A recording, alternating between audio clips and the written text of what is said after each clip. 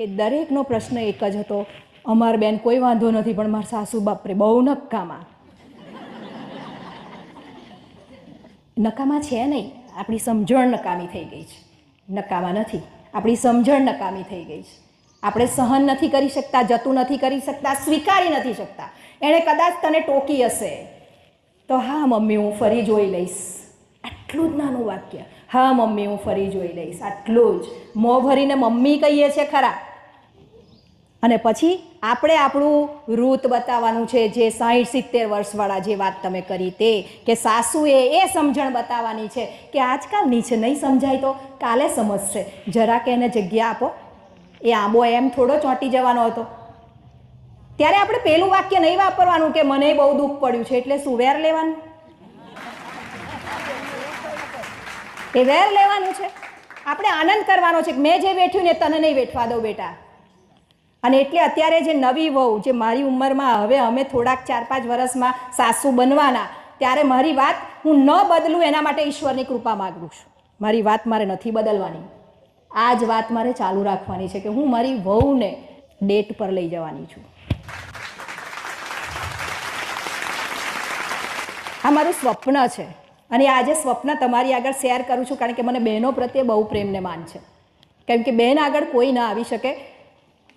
ઈશ્વરે બહેનને પસંદ કરી છે, બસ મારા માટે અહીંયા બધું પૂરું થઈ જાય છે. એટલે આપણે એ ખરા ઉતરવાનું કે મારી કૂંખ પસંદ કરી હોય તો મારી કૂંખ આવી હોય, બસ ખરા ઉતરવાનું. અને એટલે એ ડેટ ઉપર લઈ જવું એટલે શું, જેમ તમે આ પ્રયોગ કરજો, હા, જો શક્ય તમને લાગે તો. જેમ છોકરા છોકરીઓને પહેલી વાર મળાવીએ છીએ ત્યારે આપણે બધા ભેગા થઈએ છીએ, સગા બેઉ પક્ષના જે વડીલો હોય તે મેન, અને પછી દીકરા અને દીકરીને સ્પેસ આપીએ છીએ કે ચલો આપણે સહેજ બહાર જઈએ, એ બે એકબીજાને ઓળખી લે અને ગમે તો આગળ વાત કરીશું. આ જે જગ્યા આપીએ છીએ ને, એટલી જ અગત્યની જગ્યા સાસુ અને વહુને આપવાની છે. ચાલો, સાસુ અને વહુ બંને ડેટ ઉપર જાય, બંને ચા પીવા પહેલી વાર જાય લગ્ન પહેલા. અને એમાં છે ને, આ જો તક મળીને તે વખતે એક જ શરત, જેવા છીએ ને એવા રજૂ થવાનું એકબીજાએ. દેખાડો નહીં, માર ઘેર બહુ સારું, મારો છોકરો બહુ ડાયો, તું આવજે જ ખરી. ના ના, હિંમતથી કહેવાનું મારા દીકરામાં આટલી ખામી છે, મારા સ્વભાવમાં આટલું છે, બોલ. બહુ જગ્યા રહેશે.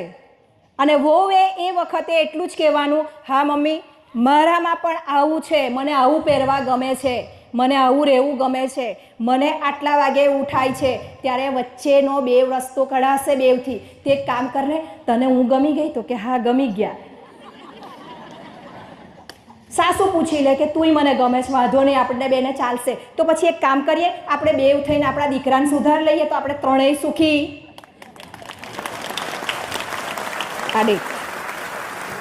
આ જગ્યા લેવાની જરૂર છે, આ જગ્યા લેવાની. આપણે મૌન જ રહીએ છીએ વહુ તરીકે ને સાસુ તરીકે, મૌન જ. ક્યારે ખુલે? બીજા દિવસે. ઉઠ્યા નહીં બેન વહેલા, એટલે સાસુની હજુ મેદી ગઈ ના હોય ને આપણે તરત જ એવું કહીએ કે હા લો ચાલુ થઈ ગયું આ તો પણ પહેલાં જ પૂછી લીધું હોત તો. બહુ નોર્મલ ચર્ચા કરવાની, બાગમાં બેસીને એક અડધો કપ ચા જિંદગી બનાવી દે. બહુ મોટો ઓર્ડર કરવાની જરૂર નથી, પિઝા ને બધું. ખાલી એક અડધી ચા બંનેની ઓર્ડર કરો, ચા પીતા પીતા આટલી જ વાત કરો, હું આવી છું, મારો છોકરો આવો છે, તારા સસરા જરાક આવા છે, બોલ. બહુ મજા આવશે. આ શિક્ષિત નારીની પહેલી જરૂરિયાત છે. હવે વ્યવસાય કર્યા વગર સ્ત્રીઓને ચાલવાનું નથી. વ્યવસાયી સ્ત્રી જ આપણા ઘરમાં આવે છે, એટલે એના ગમા અણગમા જાણવા ખૂબ જરૂરી છે. એટલે સાસુએ પણ પોતાને આધુનિક કરવાની જરૂર છે. અને આ જ રીતે જો તમે ડેટિંગ કરશો, ડેટ પર જશો તો 100% સમાધાન નીકળે છે એમાં ક્યાંય. અને કદાચ એવું લાગે કે ના આ તો જતું નહીં જ કરાય, તો પ્રેમથી છૂટવું પડાય, પણ છૂટા છેડા તો ના થાય, છૂટવું પડાય. કેમ લડીને જ છૂટું પડાય? ના ના, રહેવા દો, હવે અમારે તમારી જોડ નથી કરવું. આપણી આ ભાષા નડી રહી છે આપણને. આપણે તો એટલું જ કહેવાનું છે કે નહીં મનમેળ રહે, રહેવા દો ને. આપણે બીજે શું કામ આપણે ગોળ ગોળ ઘૂંટાવવું છે? શું કરવા આમ ખૂણામ લઈ જવા છે આપણા પતિને? રહેવા દો, હું કહેવાનું નથી આપણે કશું. કહી નાખો ત્યાં જ. એ ફૂટે છે, એ આપણું દબાયેલું ફૂટે છે, સમાજમાં ફૂટે છે. એના કરતાં આપણે જ કહી શકીએ. તો આ થઈ છૂટાછેડાના સમાધાનની વાત. આપણે જેવા છીએ એવું પ્રતિબિંબ આપણા બાળકોનું પડવાનું છે, એટલે કાળજી રાખીએ એમની ઉછેરમાં, ઘડતરમાં. Thank you very much. તમે મને આ તક આપી અને ક્યાંક તમારા જીવનમાં ક્યાંક ઈશ્વર કંઈક ચમત્કાર કરે એવી શુભેચ્છા સાથે થેન્ક યુ.